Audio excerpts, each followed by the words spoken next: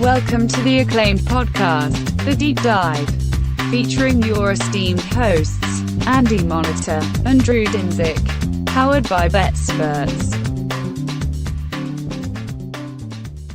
Welcome to The Deep Dive. It is a short week this week. There is no international games. There are no doubleheaders on Monday Night Football. It is just a straight, cold 13-game slate with 6 teams on bye and 1, 2, 3, 4, 5, 6, 7, a lot of games with a touchdown favorite. Holy smokes.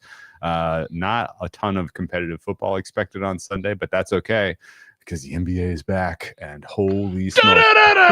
Oh my God. Round ball rock was everywhere yesterday. I joked on the timeline, like, oh, I'm passing on the NBA slate. And then like halfway through the Houston game, I'm like, oh, I did bet Houston plus 7. You told me your tweet. I was like, come on, man. You passed? You told me I made a good case. Yeah, no, and it's like, oh no, I did actually bet the NBA. So 1-0. I should get the notebook out and Drew tailing. All right, what was yesterday? 10-21. Houston plus 7. 1-0. Yep. It's plus 1 unit. Yep. I had a lot on that, so I'm excited. And the overtimes were stressful. It was kind of like, what was the second half bet I made? On the London game, someone in the chat had the idea to middle the total, and with the Rams game, and I did that. Remember, I said I was like mad about it because the third quarter was just nothing. 0-0. I'm like, and I had the same thing with Houston, where it's like, he kept saying they could win this game, and I pussied out and did not play the money line.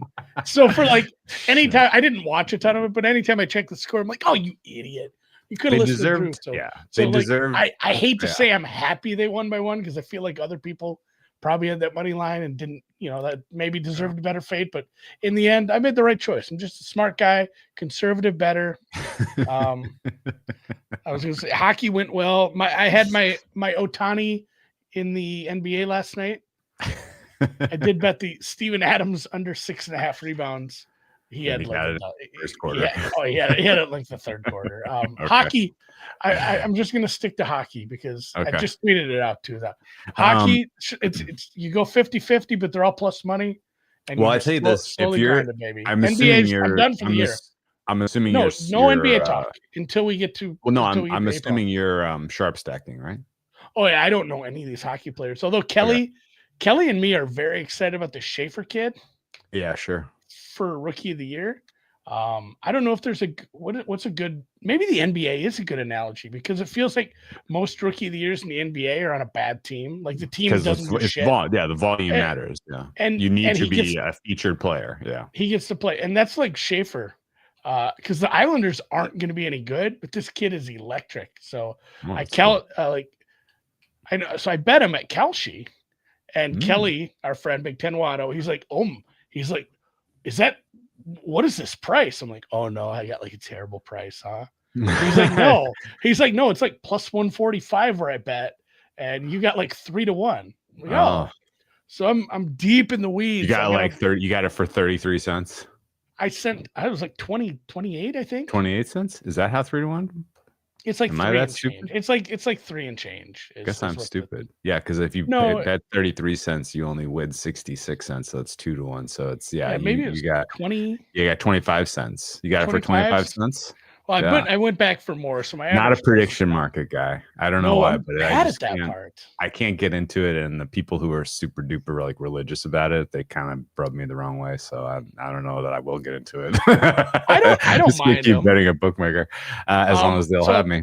I sent one out already, and I'm going to do more. I'm going to do the Croucher tweets.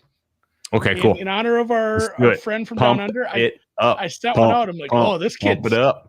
Every time there's a highlight video of him, yeah. Oh, this kid's good at hockey. Do we have our? I don't know McDavid? any hockey parlance. Is the next McDavid? Yeah, no doubt. Edge work is good. He really gets blue line to blue line. Oh, if he's blue line, oh wow, that's big. That's good. That's big. All right, let's talk football, and let's start with Thursday Night Football, where the Minnesota Vikings head to Los Angeles to take on the Chargers.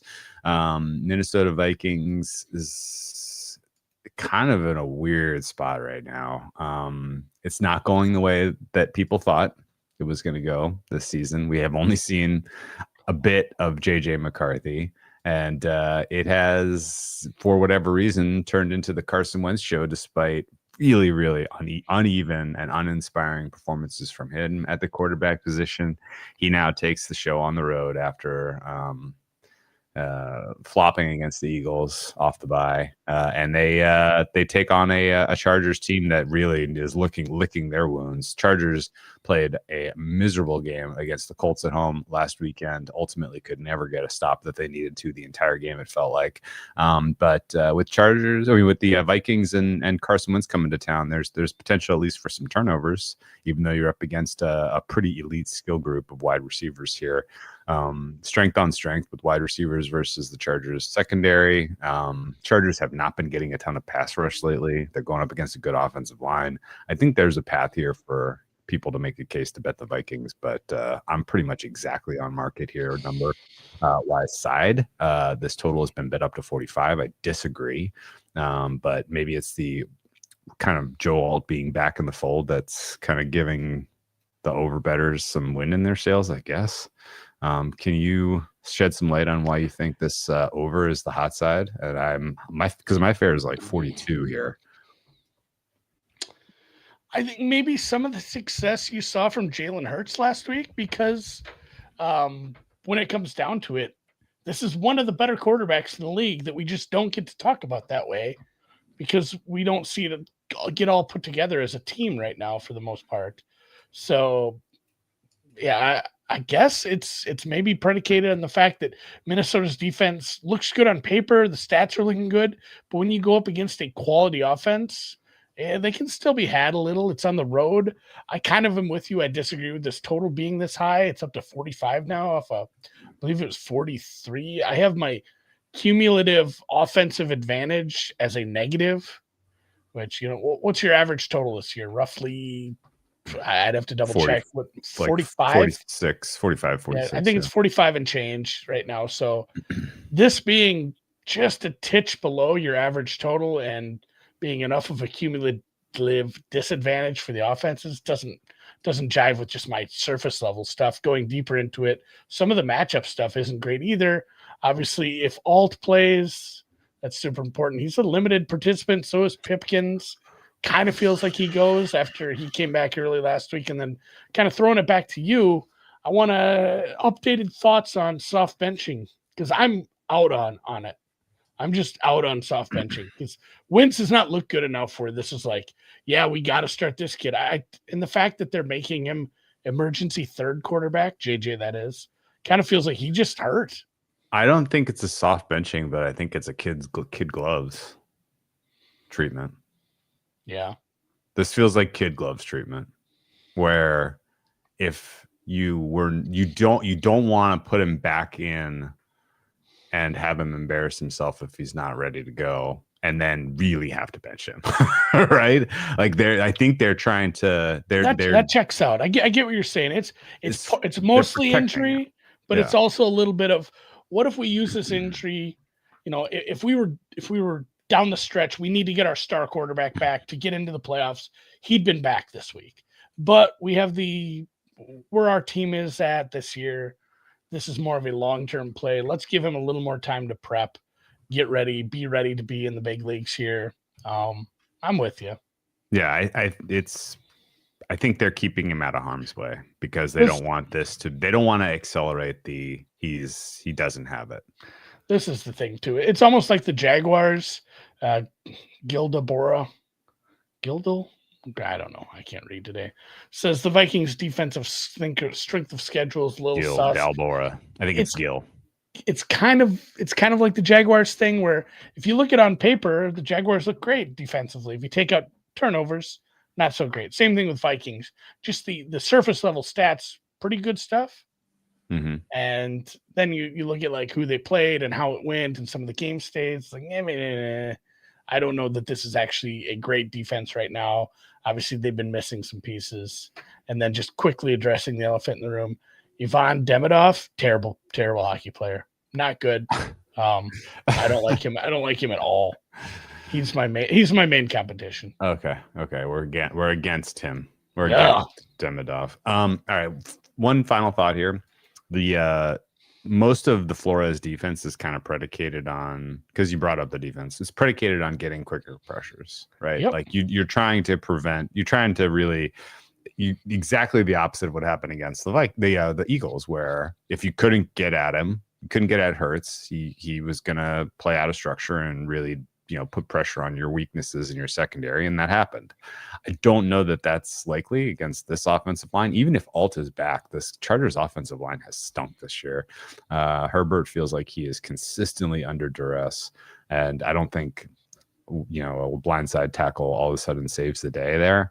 My numbers for Herbert are confusing. That's one way to put it. Yeah. I think he's good, but I don't know. We could be having the same conversation like 5 years from now. I think he's good. I think he's very good, but he could. I'm pretty sure he's good. He might be okay. That's the distribution. But I think he's going to be under duress in this one. I think the pressure from the Vikings is going to be a factor, which is why I think the under is the bet here. I haven't bet it yet. I haven't bet any totals yet this week, but I'm going to bet under 45 in this game. And I probably should just take it now. I don't think it's going to tick to 45.5. And to answer your question from the top of this combo, the average total this year is 45.0. So really, right. If you'd have made me guess, I'd have said like 45. It's always 45 to 46. I'd have guessed closer to 46. That's something. Considering we've had a couple of 54s, we have one again that's ticked over 50 this week. So here's a weird one for you. You ready for this? Do you have a sense? Do you have a sense of how it's trended? So over the last 5 years, it's done one of these. No, I meant this year, week by week. Oh no, that's too deep. You don't have a feel? It's too deep for me, man. It started out with a lot of unders, or 45.5 down to about 44.5, up to 45, back to 44. It has bounced back and forth across 45 a bunch of times, week over week, depending on whether we get a bunch of overs or a bunch of unders. Last week we had a bunch of overs, so that's why we're back up from 44.6 to 45. I do get the sense that, I don't know, the way that the game's being called and the kind of the inconsistency of quarterbacks week over week. It's just, it's been a very weird year, particularly for totals. So big good point from out of the half. If you add a Dallas total to a Cleveland total and divide by 2, you should get 45. That's about great. right. I agree with you. I don't know if I feel strongly about it because I like, I like the play caller in Minnesota. I'm not so sure about Roman, and I think some of it is just the fit down there. You got a good feel for either of these coaches being like good short week coaches? They have experience. I mean, KOC's been around for a while. I guess he got his brains beat in by the Rams last year on short week, right? Yeah, but I mean that was one of their 2 losses. Who knows 2 or 3 him better? losses. I mean that's like Vader, Yeah, Vader against his father. Vader against his father. Yeah, it's tough. What are you gonna do? All right. Well, okay. I'm gonna stick with my guns and play that under 45. It's a pretty weak edge for me because all my totals are weak, but so be it. Sunday, 10 a.m. Pacific. Sunday. 1 p.m. How late am I gonna sleep Eastern. I can't sleep in. You get It's to a really certain dark age in the morning here. I'm gonna sleep in. If I want to sleep in, I have to take melatonin. Like I take twice the recommended dose and maybe have a drink, and then I can sleep in. Otherwise, I just pop up at 5:30 anyway. It's very dark here in the morning, so I will be sleeping in. Do you want to set the table for the New York Jets heading to Cincy? That is a depressing part, is the fact that it's dark so early. And this is a depressing game. Speaking of getting dark early, it is dark for both these teams this season. Oh my God! If we swapped the New York Jets would be very on the Vikings. You're right. Sorry, God, we'd swap the line. The Vikings, or excuse me, the Jets bad team, bad quarterback. They got the thumbs up from Woody. Woody Johnson, owner, says everything's going to be hunky-dory. Kind of feels like the kiss of death that Jeff Fisher got right before he got fired like 10 Oh, years you think ago. Glenn's in trouble? I think Glenn's done at the end of the year. I think he makes it through the season. There's no reason to get rid of him now. You're not saving anything, but I think they may evaluate at the end of the year and move on. I don't. Wow. I think he's out of his depth right now. We're a long way from there's adults in the room in New York. Oh, buddy. Well, and the thing is too, especially if there's somebody on the market they like, I think that helps the decision too. If you are eyeing the replacement. Speaking of replacements, it will be Tyrod Taylor at QB. So, well, we don't know that. Aaron Glenn is using he's using his prerogative as the decision maker. I'm seeing right through it. To keep it for tactical strategic purposes. So dumb. It's like the stupid God, who did that?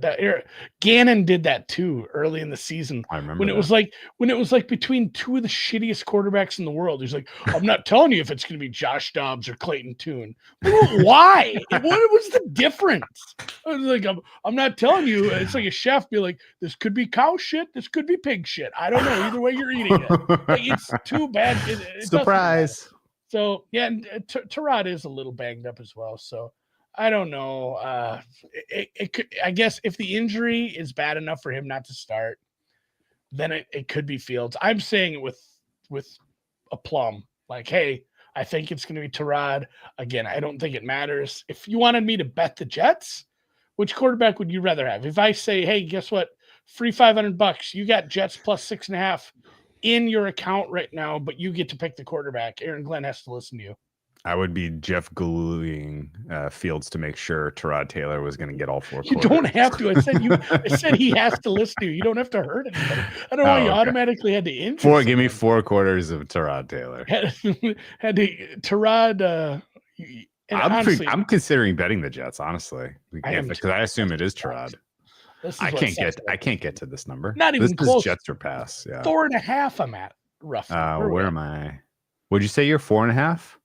Closer to 5. Closer to 5 now. Yeah, so Cincinnati. I gave Cincinnati a little bump for the extra. I'm exactly at 4.5. Yeah, we're in agreement. And truthfully, the poetic justice would be, if you're going to injure Justin Fields with malice, it would be to stab him in the lung with a hypodermic needle. And then Tyrod gets the start for karma's sake, to bring the world, the universe full circle, times the flat circle.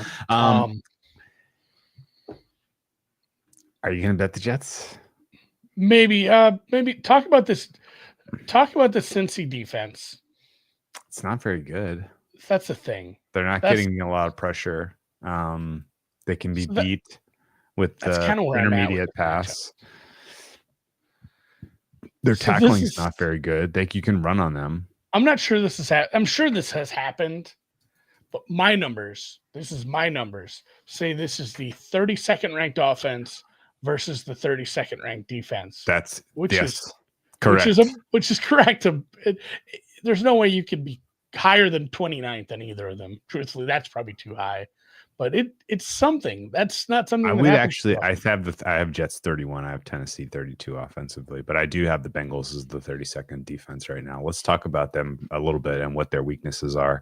They're generating a 20th percentile pressure among all teams in the NFL this year. Not clear if there is a quiet quit going on with Trey Hendrickson. You think he'll be back? And that's the thing. If he's kind of banged up, he is also on the trade block. People will call about him. Like if you are thinking, hey, I'm a cheap owner, I'm a GM that has to listen to the owner, I need to get something out of this guy. You certainly don't play him. It's like the baseball player that's suddenly like, oh, big scratch for this third baseman on the day of the trade deadline's coming up. He's certainly somebody that'd be, getting eyed by a few teams. Obviously, The Cowboys very interested in a pass rusher, which is very funny. I have Cincinnati at 23rd percentile stopping the run, and I have them at 25th percentile coverage grade so far this year. So 2-2-2. effectively, which is good enough for a 23rd percentile defense overall. And I think what was your coverage grade? Rod, 23rd percentile. I have a 25th, 2.5. I have a 17th percentile coverage. 17th. Okay. It's bad. It's been bad. And that's the thing. Like, it'd be nice if you had Wilson. But it's still, these are still NFL football players you're going to put out there. And I don't know. It's really hard. It's so hard to bet on this Jets offense. The question about taking the Jets is you're going to need you're lining up with the worst coach in football right now, and you're lining up with a defense that may not have Sauce Gardner and may be bad even with Sauce Gardner.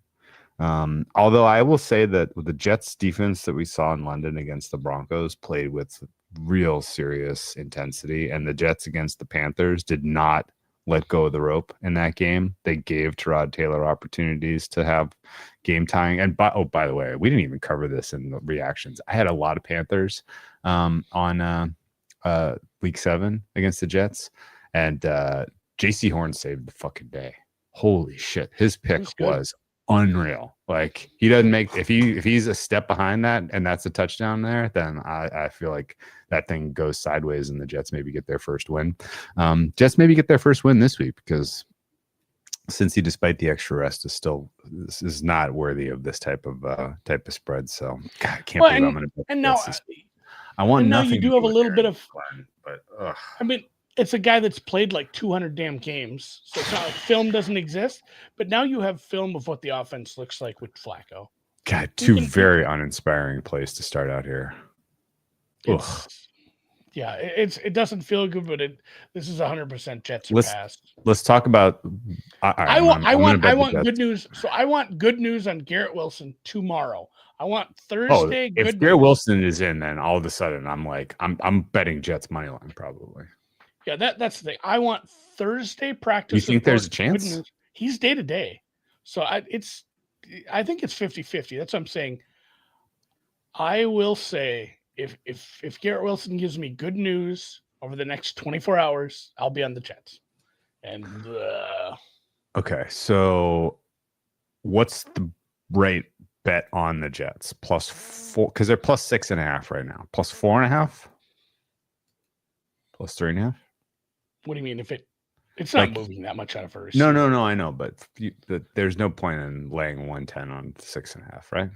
No, it just they're competitive and they lose by a field goal, or Chase has 16 catches for 300 yards and it's not even close. As my opinion, I think this is a big, broad distribution of outcomes where a lot of them are Jets lose a close one or win a close one, and then the other side of the coin is not competitive. So get 6.5 feels like, if you're like a bad bet is Jets +6.5 -110. 6 -103 is better. 5.5, 5, right 4.5. Now, I don't know how much liquidity exists on this, but right now on Profit X, you can get a 5.5 +114. That's definitely a better bet. The liquidity is $23. Ooh. I'm taking, you know what, just because I brought it up, I'm taking all 23.68. That liquidity is gone. Now I could make an offer. I can be a market maker, not a market taker. I'm going to take Jets +6 -103. I think that's the best bet now, and hopefully Garrett Wilson is in which case I might add money line. Money line for them right now is it's only 240. It's not that good. Now there's liquidity at 40 at 5.5 +112, which is still a good price.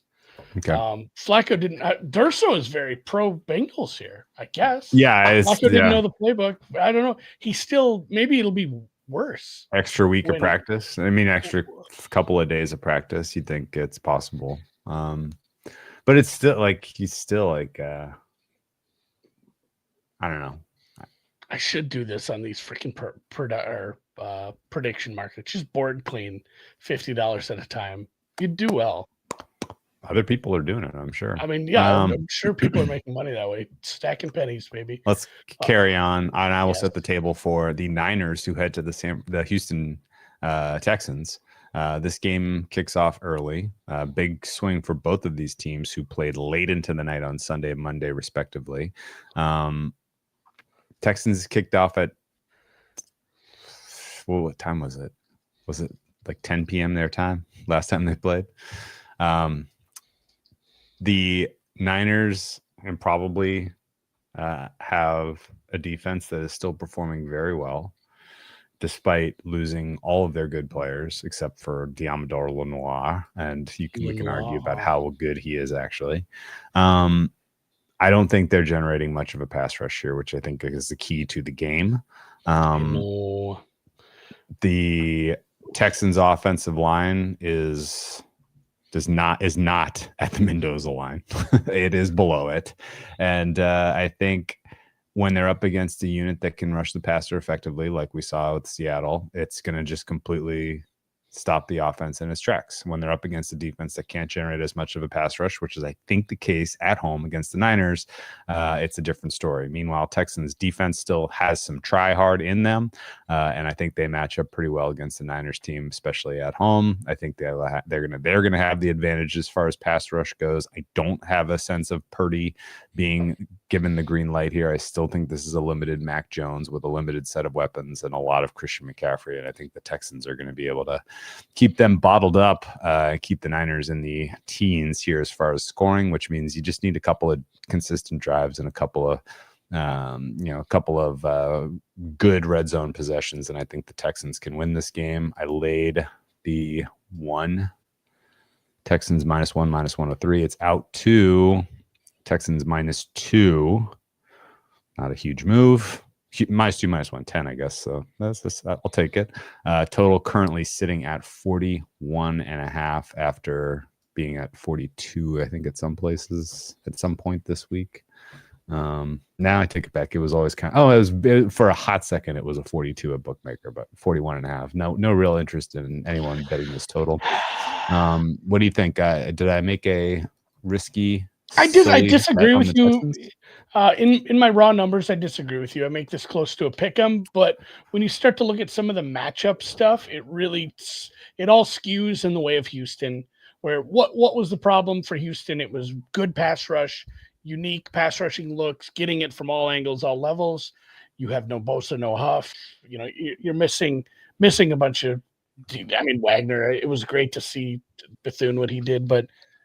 As my headphones run out of juice mid-show, idiot. Either way, it's just if you can't disrupt him at the level you were disrupting him as a Seahawk, you're not going to have nearly as much luck against this offense. They had no time to get stuff done, and then once the game state flipped, it turned into just sling it deep with even with Nico out there was guys kind of. Making an honest effort at getting open against a worse defense. I think Houston looks pretty good. Although currently my Houston offensive number is terrible. And then the same thing goes for the offense. You're missing so many players. Kittle was, he was instrumental in blocking. They didn't throw to him a whole lot, but CMC, he matters for CMC. I think that was maybe a big part of why he had such a good day. They just block so well. Everybody does. And True. He looked very spry. That was their entire game plan. So after it's a much tougher defense though. Like this Houston defense is still really, really good. As much as I trust Shanny, I just don't know you don't have the horses to get it done. So after Diablo I'm kind of moving with the matchup stuff. I'm moving to market. I'm not excited about betting Houston, but I'm not certainly going to go to bat with my numbers here. Okay. And this is a good point by Campbell here. Yeah. Just the Houston offense is. I think I have them 29th right now. I mean, the offensive line score is so low, and that just drags what should be a good quarterback way down. The fact that Collins is probably out. Yeah, what's your read there? Yeah, I think I'm assuming it's a really tough hang. I'm assuming out. This is the Jaden Higgins, Jalen Noel, Braxton Berrios show, I guess. The Dalton Schultz show, the Woody Marks show. It's an uninspiring offense. My expectation for them offensively is 33rd percentile, 30th percentile this week. But I like their matchup against the San Francisco offense a lot. And I think this is going to be a low scoring. I'm projecting 41 points and Texans by just under 3, which is why I laid the one. This is a good point too. This total's been dropping. This look ahead was like 43.5 down to 41.5. Like I said, I have, funny enough, I have San Francisco as currently rostered the perfect amount of mid. I have them the 16th best offense, 16th best defense. Wow. Which is you're bullish, Niners. Yeah, that's what I'm saying. My Niners numbers are good against a average team, but the matchups here just all skew poorly for them. So I'm fine leaving this alone. Well, and I have Houston 29th best offense, 5th best defense. They're the opposite. They're the Texas teams. The 2 Texas teams are just inverse. It's like Bizarro World Dallas. Things are getting weird. If the Texans lose this game, things get real weird there. Because you're talking probably a coach firing at that point. Yeah, well, certainly a play calling being switched from Nick Caley to anyone else. God damn. Well, kitchen sink game, Texans. Let's fucking go. Coin flip at this price point, I gotta say. So I wouldn't tell anyone to run to the window and back Texans at -2, -110. I think we've about found it. Yeah, you want to set the table for a really interesting contest in Baltimore. Lamar practiced today. He was still limited. He was behind the other quarterbacks, according to reports. The number has not really adjusted. A bunch of people we know bet this, but not seeing a lot of action in the actual market. I think earlier it was when I looked at it, 6.5 was right around even money. It was 101. Now it's 102. So a little bit. We've moved a penny in the way of the Ravens. I'm sure it's taking some action off that. We also have to monitor Roquan, but even with Lamar back in, if he's not 100% and being limited still on a Wednesday, kind of screams not 100%. I'm really going to struggle to get to this big of a number for Baltimore, even getting a little extra bump off the bye. I don't know where you stand with this. Like the Bears defense is starting to pick up a little. Obviously, they were a little Jacksonville light with some of the turnover stuff, but they have some decent players on there. I think the offense is well coached. They're very fugazi. They're not going to beat actual good teams, I don't think. But they might just keep winning games and fooling people. Because if Lamar is like limited or he doesn't play, the Bears could win this game. And that doesn't feel good because I don't think the Bears are very good. You want to know something wild? Don't fact check me on this. Okay. Every time Lamar has missed a game because of injury, yeah, that's been a season. We don't have any sample of him coming back after missed time. And I got to tell you, this was an easy one to skip betting because I was like, there was something going on with him before he missed time. Right? Yeah, it was. There was the one really good game where Henry ran wild and he looked good. And then the rest of the year was kind of, look at this, I'm sticking my way. You got a little cowlick going, man. I can't fight that. I can't fight it. Is this from Gemini? It is. So, I mean, Bookmaker has 6, but it's like 6 minus. I'm pretty sure that every missed game that I'm seeing on here was just, or every week, every non-consecutive week that I see on his entire game log was just their bye week. After week 14, where he got hurt in 2021, he sat out the rest of the season. After week 13 in 2022, he sat out the rest of the season. I have one example to refute this. Okay, go ahead. After he pooped his pants in that one game, they came back. He didn't miss time. He only missed a snap or two, right? He missed several. He missed several series because I can't remember who the quarterback filling in for him was, but that guy like hurt his knee on a sack, and we're like, oh no, do they have anyone left? And then Lamar ran out of the tunnel. All-time game. Well, I don't think this is a bettable game because I don't think anyone can say with high degree of confidence whether you're going to get MVP Lamar or whether you're going to get some diminished version of him or whether she's just not ready. I may wait on this. So like this could get real. I think I want to bet the Bears. I'm not excited about it, but why wait then? The 7s are gone. They're not coming back. I don't know if Lamar is like confirmed. I don't know if Lamar is confirmed in tomorrow and it's like he's starting. I think you see it. I think you see a little better price. Or live. This might be a live bet. I don't know. I'm not super excited about this. So far, it's been nothing but disgusting bets so far this week. Which brings us to Atlanta. I guess in 2021. Oh no, 2021 he didn't miss any games. Oh no, he did. 2021 he missed week 15, 16, 17, and then came back in the playoffs. Is that right? And he beat the Titans, but it was ugly. I don't remember. I don't remember that. Anyway, if Lamar is anything other than MVP Lamar, this game should be more like a 3. Roquan Smith is back for the Baltimore defense, which means your Baltimore defense number should be not like 25th, 26th percentile, but more like 50th percentile. I mean, the coverage still really, really suspect. Even when they were at full strength, it wasn't very good. Pass rush still huge question mark.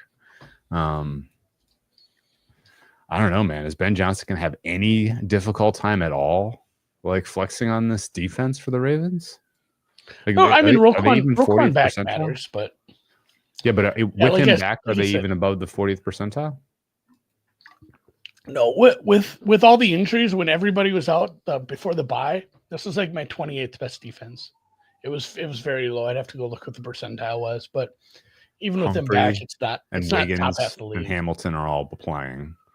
Roquan is back. It sounds like Tavius Robinson won't be, and you're getting close to the halfway line. That the rest of that D line kind of stinks. I think this is like a 40th percentile defense. With Roquan. And Roquan helps in all phases, but the run stop here has been hilariously bad. And it's kind of where I'm like, Swift has looked good. It's crazy. Like Baltimore and Buffalo right now have basically the same run stop number for me, which is not good. And Baltimore, Buffalo, and Kansas City run stop numbers, not great. Which is those aren't good teams, man. Well, maybe the Ravens aren't actually that good this year. It might just be a punt year for them. So let's move on to Miami, going to Atlanta. That is crazy that the last time Lamar missed a game midseason, it was week 11 at Chicago. Now they're playing Chicago again. If you were curious how he did on his return the following week, he did get the win against Cleveland 16-10, but he did throw 4 interceptions in that game. I don't know. I don't have a good sense of what's going on with him, and I need to kind of see it in MVP performance before even coming close to what the market is saying that the right rating is for the Ravens right now. I think they're basically at a 0 for me until we get more information. My turn? Okay. Yeah. Dolphins, Falcons. The Falcons are out to 8-point favorites. Yeah. Jesus and Christ, total dropped. For a shitty team. Total dropped to 44.5. Yeah, Atlanta, they got a quarterback that's on the roster that when healthy may be better than the starter. I don't know. I'm not making the call for the change because I don't think that's a good long-term plan, but man, Penix looks pretty bad at times. It took away some of the starch of the actual stars in this game. It's tough to get a big run and catch and run out of Bijan when you throw the ball 6 yards out of bounds. It's tough to get some broken tackles out of Drake London when you throw the ball 7 yards out of bounds. And just, it was kind of a rough look for the Atlanta team that we went to war with. And yeah, they lost the game to a team that didn't have a lot of their players. And as we saw too, just got run roughshod over in the run game. The run defense looked pretty bad. It's been a good pass rush, which I think probably matters here against Miami. You can definitely beat this offensive line. You can definitely put this quarterback into stupid situations. That's maybe the reason why they might cover this big number, man. And yes, as Gil Diabora, who's Italian, points out, like Penix is a lot better at home. I'm not saying we're going to back this, but this is a teaser you could look into because, again, I like a teaser at home. I like a teaser with a defense I semi-trust. And, God, it feels like Tua throws two just back-breaking picks here. If you continue to have as much luck as you've had with the amount of pass rush, just all these guys that have been getting to the quarterback, and I think they're calling a pretty good game when it comes to the pass rush, it does feel like we're going to have some issues with Tua doing something just stupid. And there's no Waller anymore. Waller's gone. Reek's gone. Who we throwing to, guys? Yeah. It is a pretty aggressive split for Penix home road. At home, he is a viable NFL quarterback, albeit not good. And on the road, he is very bad. So, yeah, I mean, I think my fare on this one is 7.0. My numbers say under the total, but I don't think I can play an under in a game with Miami with this level of quit in the defense and as many good skill position players exist for the Falcons. Falcons defense is going to be without Divine Diablo. And when he went down in that Niners game, the entire plot was lost. They just got physical and ran down their throats. The comments from McDaniel this week were especially inflammatory about the degree of quit with the Dolphins and how little they are, kind of conforming to what is being asked. That should be an eyebrow raiser to everyone. But apparently people still think there's something to be salvaged there. So they're not going to move on from him, McDaniel, that is. So Tua has performed at a league worst level as far as passing offense this year, besides Tennessee, I think. Actually, I take it back. 24th percentile for him. There's a bunch of quarterback rooms that are worse. But last week's single game by Tua was the worst of any quarterback all year in terms of total EPA, with a giant minus like 30 in a single game, which is amazing. Everybody else who's been bad this year has just been sort of consistently bad. Tua has had a couple of high points and a couple of really low points, notably week 1 and week 7. After they bottomed out week 1 in terms of effort, in terms of try hard, they did bounce back pretty well week 2, I thought, the Dolphins, and gave it a spirited effort. Now they were home and the season was not lost at that point. So this is a very different situation. But I think if you're betting this game and you're trying to ascribe levels of commit and try hard, you are guessing, and that's probably what it is kind of come down to. So this is an easy pass for me. Yeah. Like I said, I may tease said Falcons. The Diablo thing sucks. Because he does matter, but Falcons a consideration for you in Survivor at all? Yeah, I mean they're on the list, but it's a long list though. They're a home team against a team I have a horrible rating on. I have Miami as like a -4. Whenever you play someone who's -4, you get some consideration, especially at home. So they're on the list, but it's a long list. This team is as well, despite being on the road, but it is against Andy Dalton. Buffalo will head to Carolina off their bye. Also, actually, I slandered Tua. His -27.5 total EPA on Sunday was not the worst of the season. There were 3 that were worse. Flacco against the Ravens was a -30. Baker Mayfield last week against the Lions was a -31.4. Did you know that? He didn't hit anybody. He kept throwing it above their heads. But usually you got to have a pick 6. Big minus number. Yeah, what about Vikings versus Bengals?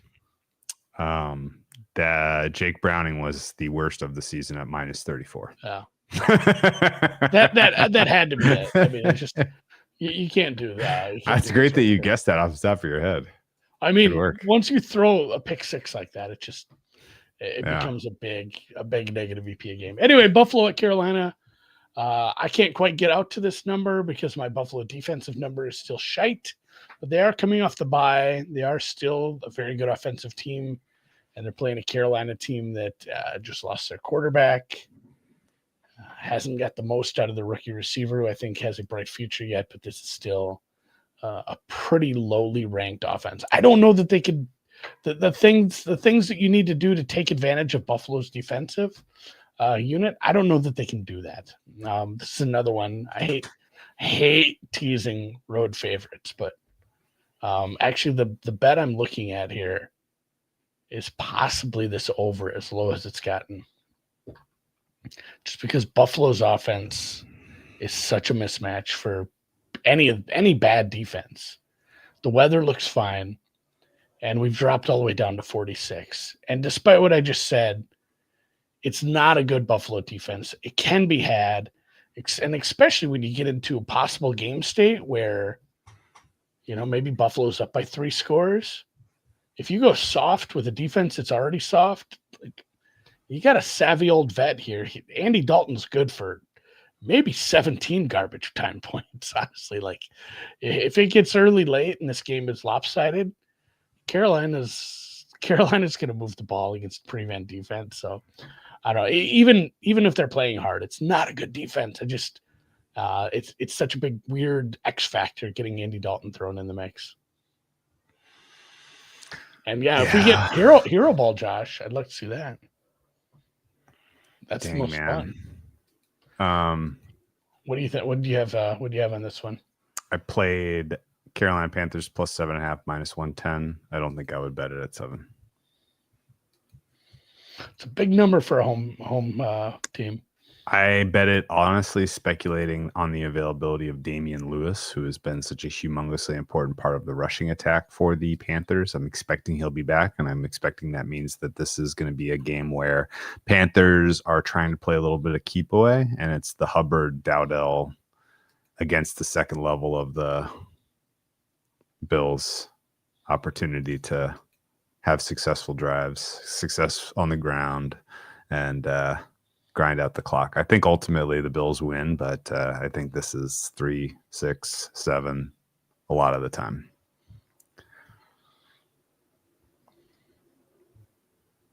I loved Band of Brothers. All right. Andy Dalton didn't look great in his relief effort for Bryce Young, but with a full week of practice, I do think he can use McMillan to put a little pressure on this Bills defense. And I mean, the Bills, this is a pretty serious test for them coming off the bye with their defense. It doesn't look like they're going to be kind of moderately healthy. It sounds like a lot of the D line will be available. Larry Ogunjobi off of suspension. I don't know if that matters. But that linebacking core is still pretty beat up, and those safeties cannot be trusted. So if you can just take care of business and do good job against that front four for Buffalo, if you're the O-line for the Panthers, then I do think you can make life pretty easy for this offense to at least score an answer and get this game competitive. But I don't see a lot of explosives from the Panthers. I see more matriculating drives, and maybe that's ultimately what undoes them because they maybe suck in the red zone. But I played this plus 7.5. I'm glad the market's with me, and I think I would not get involved at 7. Yeah, I think I am gonna play this over. I just make this total like 48. I think it's a touch too low. I think heading downward is the wrong direction. Oh man, you want to know what my total is? What? 51. I whiffed. I should have just played the over. Maybe so. Here we go. Carolina team total over. It's going to be too low for me. I have them scoring 24 points in this one.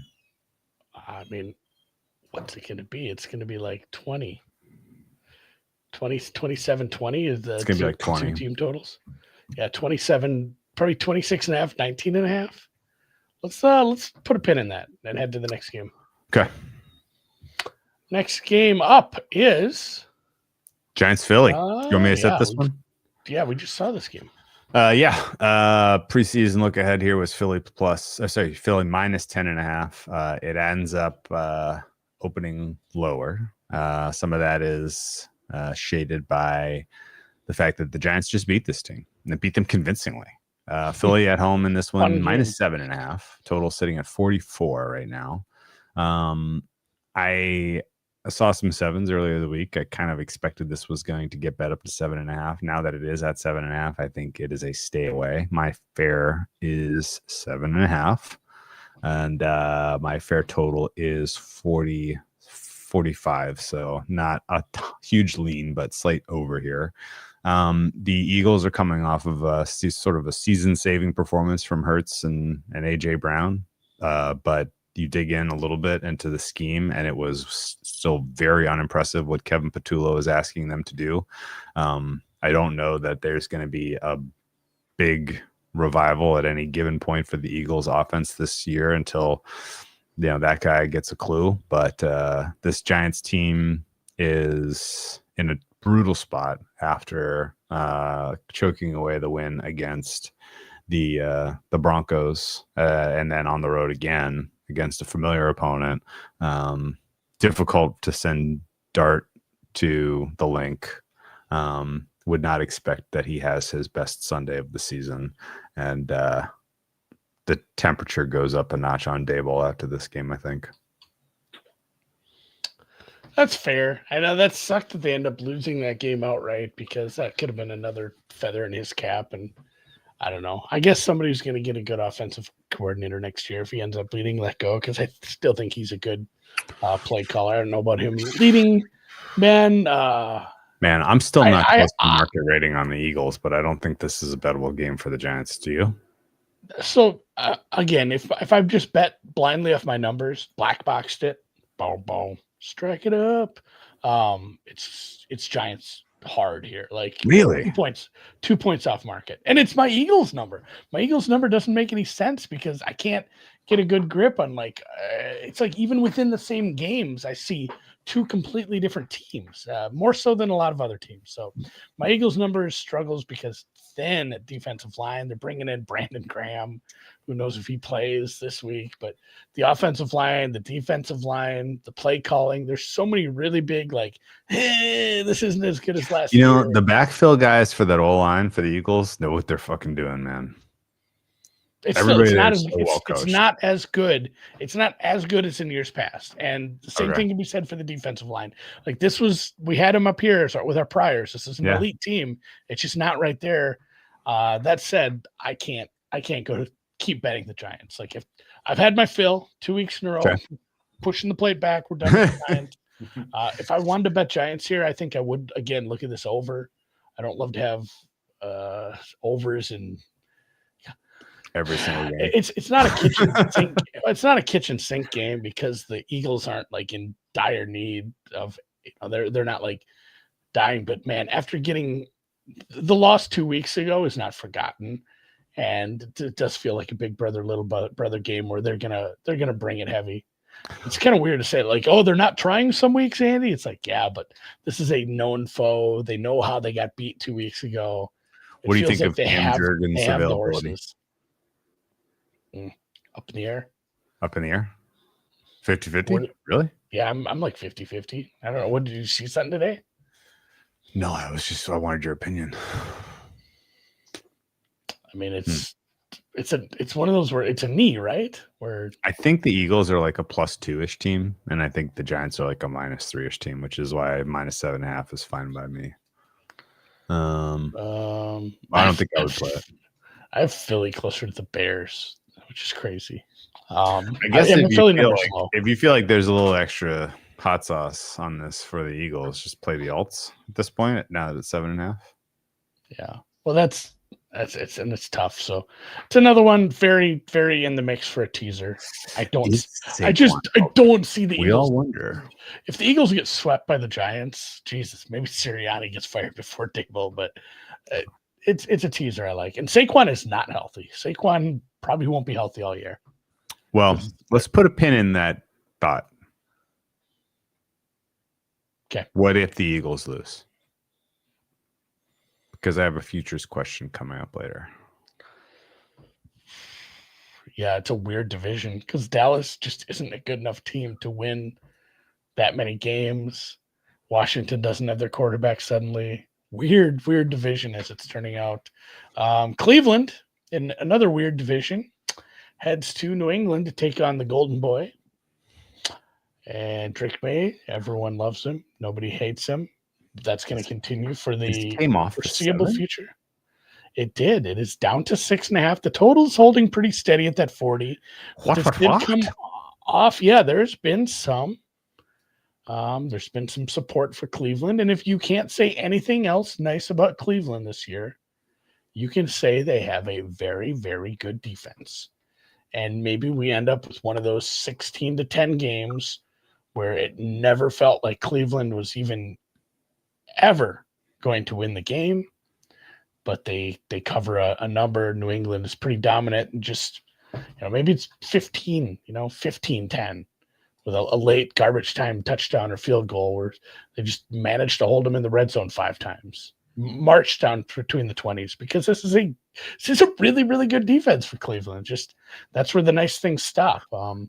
They play so much better at home than on the road, and they are super out of gas. That's true. At some point, but against grown-ups, if Dylan Gabriel, and I know the wind was a factor, the weather was shit, but if Dylan Gabriel can't have a pretty decent game against the secondary last week, it's an ascending secondary for New England. It's a better defense, even though I don't think it's all that good. It's better than Miami's. So you're playing a middle of the pack defense this week compared to what you got in Miami, which is a bottom 5. I don't see much success from the Cleveland offense. Like if they want to if they want to cover, like 17 is the most they're allowed to give up, I guess. I think there's a world where this is 100% on the arm of Drake May, because the rushing attack does not look likely to be that successful for Patriots. Right? Oh, you think? But can Drake May beat this secondary? Yeah, of course. Mm-hmm. As Drake May, you want to know a crazy Drake May statistic, Andy? He leads the NFL right now in total EPA generated this season. You probably could have guessed that in your top 5 if I was like, can you guess who's leading? What quarterback is leading in total EPA? You probably could have guessed May. But why it's impressive? He's put plus 66. Relative next best, Daniel Jones 62, Pat Mahomes 61, Dak Prescott 58. The reason it's impressive is the rest of the guys who are up there have similar stats in terms of touchdowns, picks, yards, rating, completion, blah, blah, blah, blah. Where he is way above the rest is in sacks taken and quarterback pressures and pressure rate. He has been under pressure a lot. He has gotten sacked 22 times, yet he still has the highest EPA generated of any quarterback, which I think is a little bit lost in sort of the conversation around him because the highlights are so impressive, but like he's able to create an explosive passing attack despite getting hit consistently and getting sacked all the time. So like the negative plays really are not having like their serious impact on the offense overall with him on the field, which is why I think I would be a little bit hesitant to get involved with the Browns here. It sounds like it was Chernoff who liked him, so respect to Chernoff and good luck to him. I don't have a side here, but the Browns better play from ahead if you're hoping to cover. And at which point you might as well just play them to win, I think, because a negative game state, you're counting on Dylan Gabriel to throw you back into this game. You're in deep trouble. And Drake May kind of finding a way to win and or cover and or pull away, even with the fact that he's going to be under pressure. He's going to get sacked. And so far this season, it has not mattered. Do you have any thoughts on that? And because I don't remember ever seeing anything like this where a guy has just been a bit of a sack merchant, frankly, and is still this unbelievably efficient as far as creating positive EPA.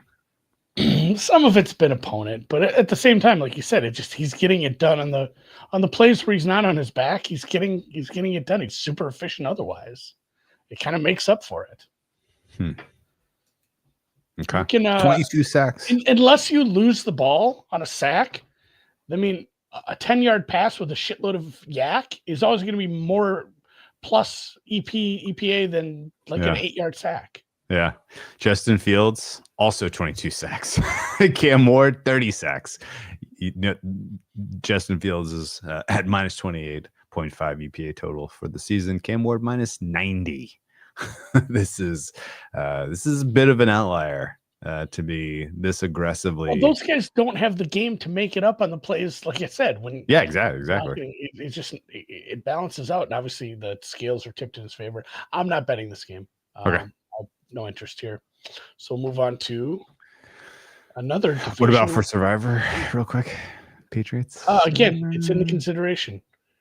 Okay. I think what we'll rank Survivor. Let's rank there's so many teams that are like -7, and then we'll get to the end and come back Kansas and rank City them. And Kansas City and Indy are okay. Yeah, just agnostically to teams we have picked. Future value, we'll just rank like who we think is most likely to get the W more than anything. Okie doke. Go ahead. Who sets this one up? Tampa Bay, New Orleans? You? Me? Oh yeah. No love lost, Andy, between the Bucs and the Saints. Always a weird game. No healthy players for the Buccaneers on a short week. A lot of important guys missing here for Tampa. Baker Mayfield will go. Tristan Wirfs will go. And for those reasons and those reasons alone, I think the Buccaneers will score in this contest. And I think this becomes a game of cover if Todd Bowles can disrupt Spencer Rattler. I love where your head's at. This is exactly where I looked at it. This game is like Rattler had a bad game. Yeah. It's an offensive line now that's had several injuries, and it just feels like a Todd Bowles masterclass game. It does. Some fast pass rushers on the turf against. It's like anytime Rattler hasn't faced a very high blitz rate at all this year. When he has, it hasn't gotten good. Well, it's like a good. Anytime you get an elite defensive mind against a young or inexperienced quarterback, especially one that started to trend down a little. Yeah, the cracks are starting to show a little. So I don't love laying points with a team that's missing their 5 best offensive players, and it just feels like a shutout possibility here. With the Tampa Bay defense is good, man. Vita Vea, timeless. 2 or 3 times a game, you see him in the backfield just disrupting somebody, hitting a running back in the 5 yards behind the line of scrimmage. Tampa Bay's defense is it's cresting towards the top 10 here. This is a good defense, despite everything else. They are off a short week. They don't have any of their wide receivers. No Bucky, no Godwin, no Evans, nobody. But I don't know that they need this total being this high is crazy to me as well. Oh, absolutely. This feels like a 20-7 kind of 24-10. Like getting into the high 40s seems. I don't know. Maybe if somebody has thoughts on that, you like this over. I had Saints team total painted as a potential secret pod play. I laid Tampa here. I would sell out to 5.5 personally, get a better price. And I think this is about Bulls snuffing out Spencer. Yeah, I mean, that's the whole thing. It's just like it should be a really good Todd Bowles day, which is no fun to say because I don't like the guy. Yeah, it's worth noting defensive injury does exist for Tampa that matters in Hassan Reddick. Yeah. But a lot of what they're getting is schemed up for some of the other guys. So, and I'm also not especially concerned about the secondary getting beat by this group of skill position players, even though it is good, not good enough in my opinion. If Rattler has like a career day, then I'm just going to lose and I'll acknowledge it and move on. Let's go. I'm going to bet Tampa. Gross. Yeah. And Summer, our guy Darren says like Baker having 2 bad games in a row seems unlikely. He was off. Like he was off last week. So here's to the renaissance of Baker Mayfield. Tennessee, Indianapolis. Not going to talk a ton about this one. Indianapolis is among the elite teams. That was a awesome offensive performance from everybody involved, especially Jonathan Taylor. I guess it was a team that was kind of ripe for the picking defensively at times, even though they were getting some players back. I think they'll start to look better as some of those defensive players get a little more time. Back. It was Mac was wearing like fucking robot gear, looked like RoboCop out there. So it's still, that's a good team. And that offense looks so good. They kind of picked their number here, but it's awful hard to lay 14s. We said that last week too with the big number. Is this just a Kansas City Raiders game?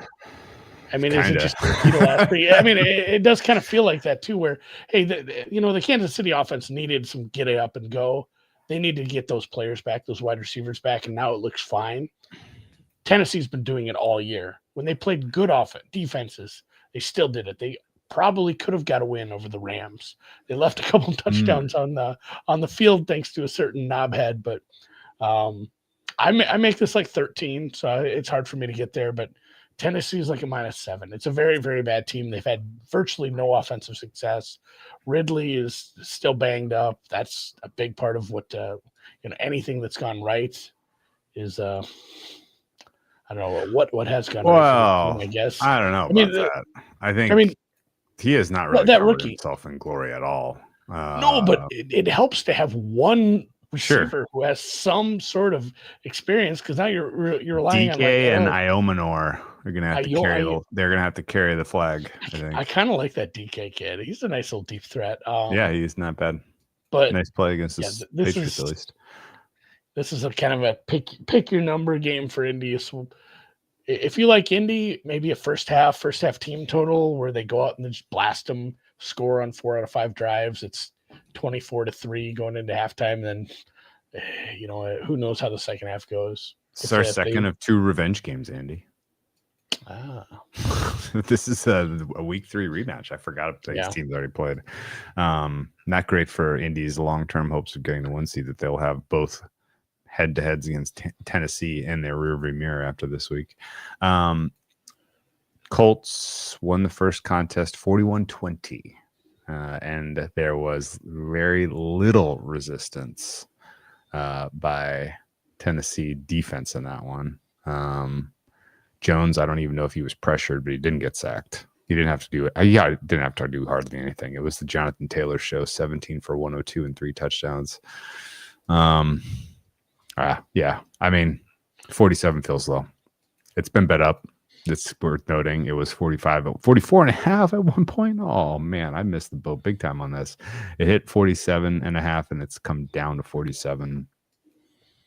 I think if you like any semblance of Tennessee Titans scoring, even if it's garbage time points, then you're staring straight at that over 47. Jonathan Taylor, anytime touchdown scorer, first quarter, whatever the number is. I think he gets 2 shots at it. I'll have to go see what that price is. I honestly, I may look at his first half anytime touchdown scorer price. They're gonna get 4 or 5 drives. 3 of them end up in the red zone. Like he's getting some decent shots, obviously, and he can break one as well. So I might go see what the price is on that. Some places have those first half bets. God dang it, he's having a hell of a season. Holy shit, he's just so good. And again, this is not a. He's already up to 10 touchdowns. Oh, Jesus Christ. He's gonna have 14 after this week. He's got 120 yards over expectation. He's averaging a yard. Those 10 rushing touchdowns are over total. Expectation. 10. I don't know. Does he have more than? Does he have? I don't know. I'm just looking at his profile on. He's plus 130. And NFL.com, NFL Pro. His touchdown price is plus 130 to score twice. Wow, Jesus Christ! What a world. Minus 400 anytime touchdown scorer. That's all right. On to the next one. Not betting this one outside of props. I agree with you on that over. It has ticked up from 45 to 47 though. Speaking of totals that ticked up, Dallas Denver. It's on you. He has 11 total. He has 1 receiving touchdown, I think. Okay. I think I got that right. All right. Well, what's the Sean Alexander record? How many do you have rushing? 27. It was 28 total touchdowns in 2005. Did he break LaDainian Tomlinson's record? Yeah, that's a lot of touchdowds. We could get, you get a couple more multi-score games. We can get there. It'd be fun. He has 3 touchdown games this season already. Yeah. three rushing touchdown games already this season. He is on pace for 24.3. You know what he's gonna do to me? He's gonna have to pick it up a little. He's gonna throw a damn touchdown in the first half, and I'm gonna lose my mind. All right. I'll David Montgomery in Cincinnati. All right, man. Dallas is taking on the Denver Broncos. The side is out to 3.5. Explain it. It is incorrect. This is an incorrect number. They are going to score, but Bo Nix continues to be unimpressive for big chunks of the game. Obviously, what is your QB number for your synthesizing your ratings? I'm curious because I struggled. I'm basically mostly just data at this point with a tiny drip of preseason prior, and I kind of couldn't believe the data says it should be where it is. It feels like it should be lower. It's roughly a 30th percentile quarterback's performance so far. Okay. That's where I'm at. My synthesis came up with 46th percentile, which feels very wrong. It just does not comport with the eye test. And even still, I can't get to 3.5. Some of mine are my quarterback stuff is hand adjusted as well, because some of them are just like, nope, that's not good. And I think looking at the round number of the one that I'd have to go look at my adjustment log, but that's one that absolutely I've adjusted down as well. So yeah, I'm betting Dallas. I guess I keep betting Dallas. They keep paying me, so I don't give a shit. But I haven't really. I guess I did back them. We took the team total, and I still bet them straight up as well last week. But okay, you're pretty dang close to the right percentile according to the adjusted EPA and PFF average. So I'm actually close to the PFF number, which is 38th percentile. EPA is 21st. I'm like 30.9. Okay, all right. Well, I'm happy. Dallas team total again? Yeah, why not? Why not? It's a good defense. Well, here's the question, gettable at times. Are we asleep at the wheel here? And is now the time to bet Dallas to win the NFC East? They are. I wondered if you're going to bring this up. Plus 540, and by all accounts, like the Commanders are done. Like maybe Daniels comes back and he looks like he looked last year. There's enough problems with the defense. Dorrance Armstrong being done for the year fucking matters. You can put that on my grave. If it ends up being wrong, I'll live with it. It'd be a weird gravestone. Yes. He died on the hill of Dorrance Armstrong matters. James Dinsick. Died on the hill of Dorrance Armstrong matters. This year he does. He's like their only defensive player that was playing well. No, he is. He's very important. He's very out for the year. This hamstring is not going to go away. I was wrong in guessing that he was going to play through it. My opinion, what do you call it, worldview of Daniels going or not going is completely upside down, and it's all spun by like the way he played through injury last year and surprised me the other way. Now this year it's just not happening. I dared you to take the 10.5. I'm glad you didn't take that dare. Yeah. And this feels like the leverage game for Dallas actually being in it. Obviously they lost the head-to-head in Philly, which hurts them for the East, but they have the head-to-head in Dallas left. I can't. I don't know, man. Sold on it. I can't quite get sold. I think Philly's a good enough team to win ugly. And honestly, I think Dallas is. So here's my prediction for Dallas. Dallas's averages like 27.5 points per game from here on out. Goes 500. Like they're just they're gonna lose games like 33-30 every week. I worry that they don't have enough. I feel like they're going to win this game 33-30 or lose 33. or lose That's this what I'm game. saying. I feel like they're going to be in these track beat coin flip games. And the thing about coin flips is, and then we're relying on heads, 7 out of 10 times. And it doesn't happen enough for me to get excited about this when I think Philly can still right the ship enough to get enough wins to win the division ugly. It's not going to be, in dominant fashion, but I don't know if the number's quite big enough. I like where your head's at, and I am betting Dallas. DeMarvion Overshawn, by the way, had his practice window opened. I saw that. He matters for that. I don't want anyone. Whoever he comes in and replaces is an upgrade. I don't care who it is. Overshawn's been good when he played last year. Diggs being out, I think, is a different best subtraction. He has been playing poorly this year. Kyrie Elam, we got to get him out of there. I don't know who's coming to save us from Kyrie Elam. I'm staring at that Cowboys number, and I feel like this is the week where you could get a pretty decent equity swing if the Eagles shoot themselves in the dick again and the Cowboys win a coin flip, because this looks like a coin flip to me.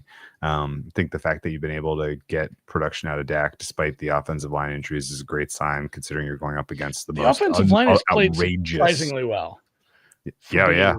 I mean, it's like a Disney movie, like a ragtag group of underdogs, and it's like they are pretty good. And Dak is a part of that. Dak is honestly, he's not, because you can't give it to somebody on a team like this. Dak should be the MVP right now. If you just look at like who's playing the best football over the entire, I'm fine with it. I'm giving it to him. I don't care. You're wrong. Everyone else is wrong. He's my MVP. I'm tilted by the fact. I'm tilted by the fact that he's winning me bets. Dak has just been so good. You forget how good Dak is when he's not hurt. It's a coin flip for me between Dak and Darnold, and I think Darnold has done it a little more impressive in terms of opponents, but maybe I'm wrong.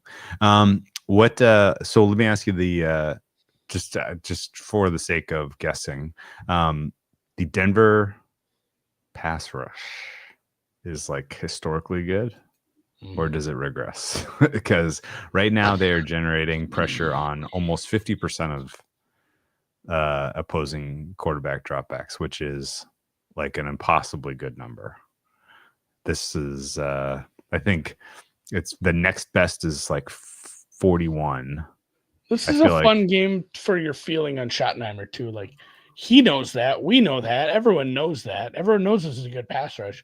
What he puts together for a game plan here, I think, speaks volumes on him long term, because it's going to be, hey, were you able to scheme something up to take this pass rush out of the game and still have this offense working? And I think a lot of it is there's guys he can pick on. I think back to the Colts game, week 1, where it's like, I don't care how good you think your corners are.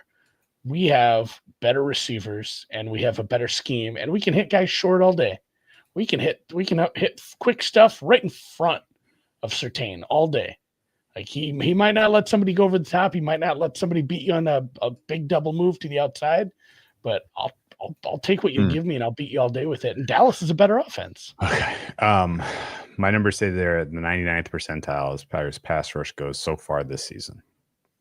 They have 47.2% quarterback pressure rate.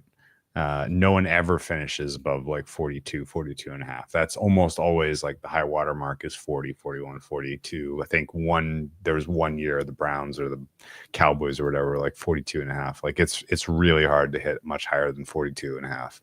So I think there's going to be some regression for them. But maybe not. But either way, it has not mattered at all for Prescott being efficient in the face of that. And CeeDee Lamb now has a game back under his belt. I think they're going to be solid in this one. I think they're going to score. And Brandon Aubrey kicking million-yard field goals. This is going to be great. Pickens getting more time with this offense too. People, we don't mention this a lot with other positions. It's so discussed when it comes to quarterbacks that move, but you're learning a new offense as a receiver as well, and getting some of it is just the rapport with your quarterback. And maybe CeeDee Lamb being injured was a blessing in disguise for George Pickens being a big part of this offense. He had to kind of step into that one spot, and he's been great. So Dallas 3.5 for me.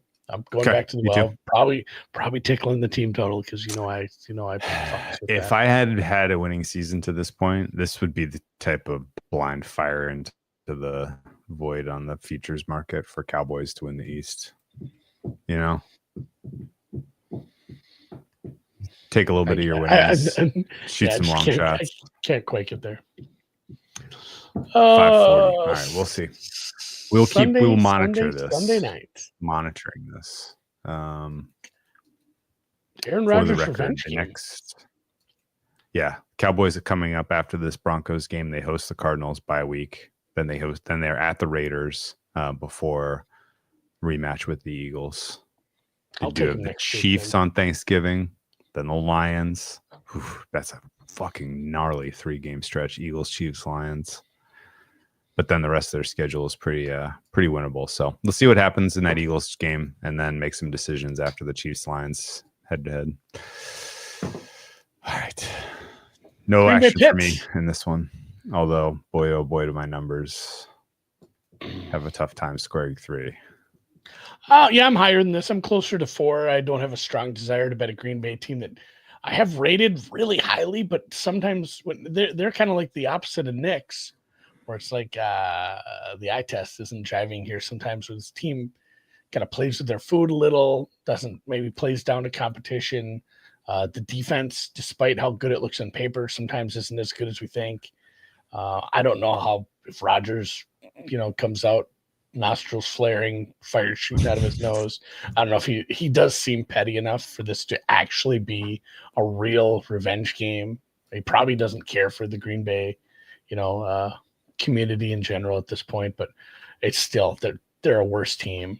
They are off extra rest. They played Thursday. They are hosting. It is a decent home field advantage for them, but this is a top 5 offense when it's clicking. I don't know. I'm pretty much on market. I don't have a ton to say here. The total going up on this one as well is kind of incorrect in my opinion. I thought it was fine where it was. I did too. Yeah, I agree. Should be a really good one, man. Extra rest for the Steelers. Did you say that? Yeah. Man.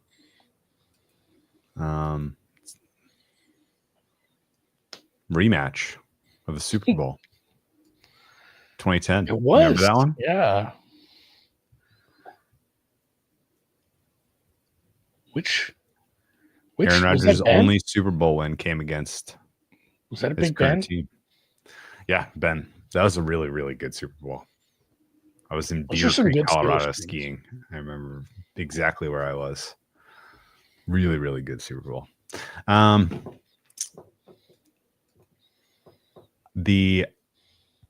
If the Steelers offensive line wasn't performing fairly well, I would probably be banging the table of Packers here. That Packers D-line performance last week was amazing. It's been good. The problem was, even in the face of that amazing performance, they kind of needed some breaks to win against the Cardinals, which is not good. I can't solve them. Eagles and Packers are very similar to me, where I can't quite solve the team. That's just another reason. If you don't have a good feel, if you don't have a good number, if you don't think you can trust your shit, there's plenty of other things to bet on. I'm passing very quickly on this one. I'll probably watch it. That's me too. It's a standalone game. Quick thoughts on Monday night. That game is obviously out. The team that used to have a First People's mascot versus the team that currently has a First People's mascot. Yeah, out to 13, total down to 47. It'll be Marcus Mariota. Jaden Daniels missing, as you mentioned. Dorrance Armstrong is now gone, which further hurts the pass rush for Washington. Kansas City is peaking too early. Who knows? But they look awful good right now after playing a bad Raiders team and kind of putting it on them. Feels like they could have scored 50 if they really wanted to. They played a scoreless fourth quarter, as they often do when they're leading by that much. And I guess over-under minutes of game time, Mahomes is in 48.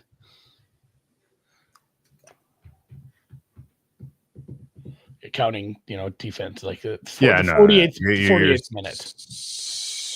3 minutes into the fourth quarter.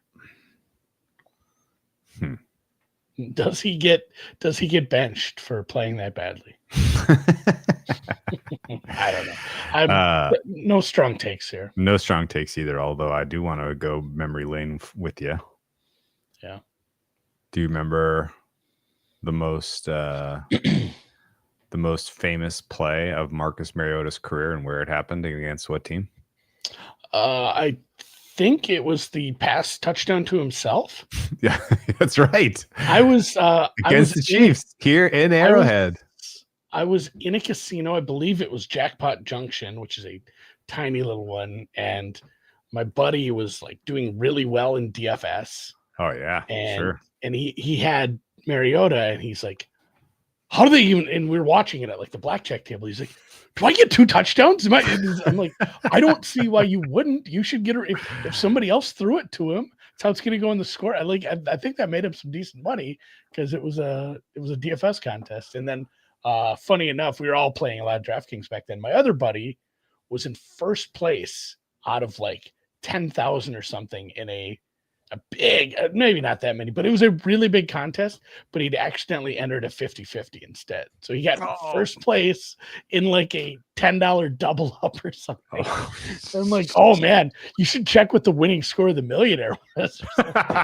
just to stick him in the eye. Either way, that's brutal. The Tennessee Titans, of course, won that playoff game 22-21.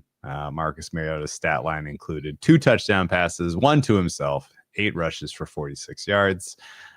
His high point as a professional starter, I would think.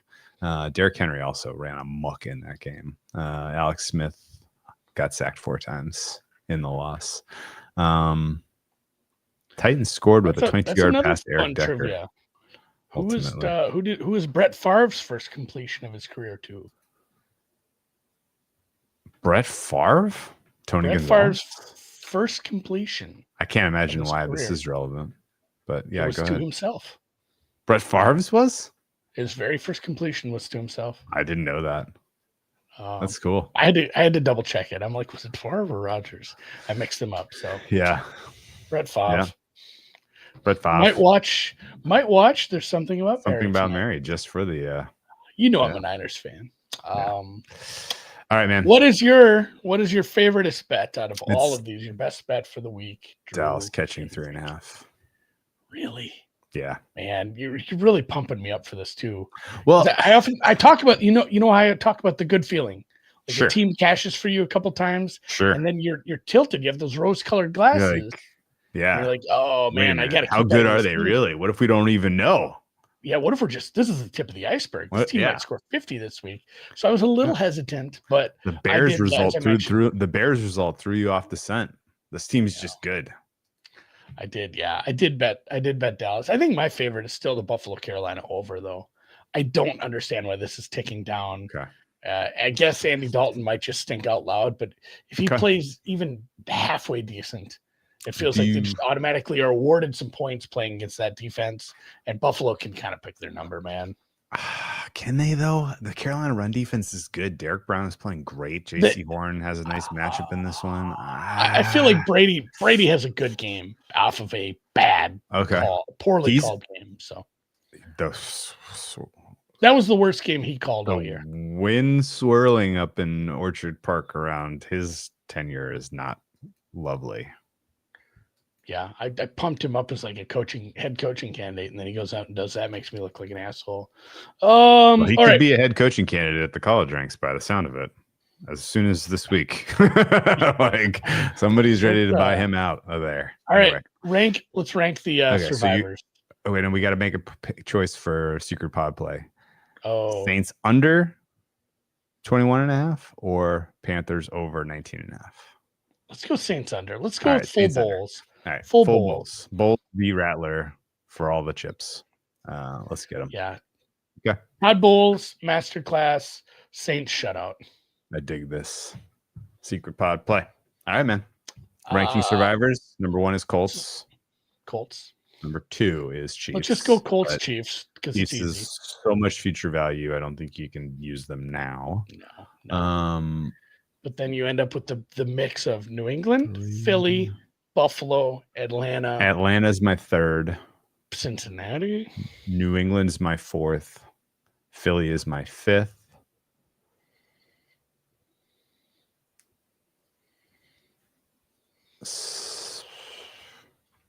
Those are I That's think it. I'd have Philly ahead. That's it. I think That's it. Despite the loss, I'd take Tampa Bay maybe next. Honestly, I'd have Philly. I would take Tampa Bay over Baltimore or Cincy. Yeah, even though they're just a 4, there's a good case there for them. And then, Jesus, I believe the Chargers over. I believe that one of our 2 entries we did not use the Colts week 3 against the Titans, and I think we used the Colts in that entry almost certainly because this is the peak of their future value.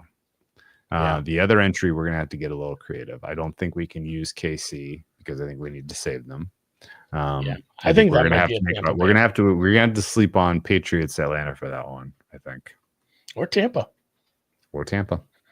Tampa has a really good spot coming up that I don't think we can touch them for. I was gonna say I haven't looked closely at the future value stuff for this week yet.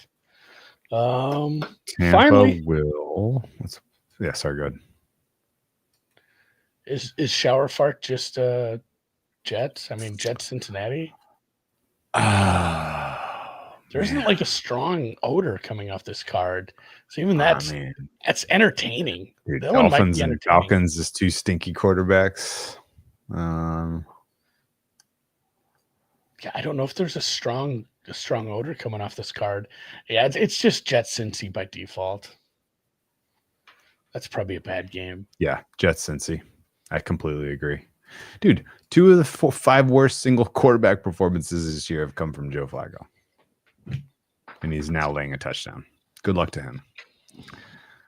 And Justin Fields still may play, which could make it even worse for people. Maybe.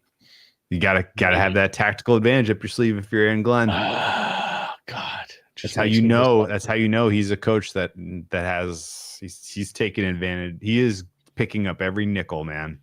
Every small piece of win probability he can get his hands on. He's doing it. He's that sharp. I like it. Some people's kids. So, all right. Let's call it a week. Save, by the way, can't touch. We will. Okay, we'll leave it be then. We will discuss Survivor on Friday on the morning show. Tomorrow we will get deep into the awards market. It's a very fun week to talk about multiple awards markets. We'll cover them all tomorrow, including Assistant Coach of the Year, possibly Protector of the Year if they ever put a market up. But we'll catch you tomorrow. If you haven't already, if you watch this on YouTube, hit the thumbs up that. And then we'll check you later, guys.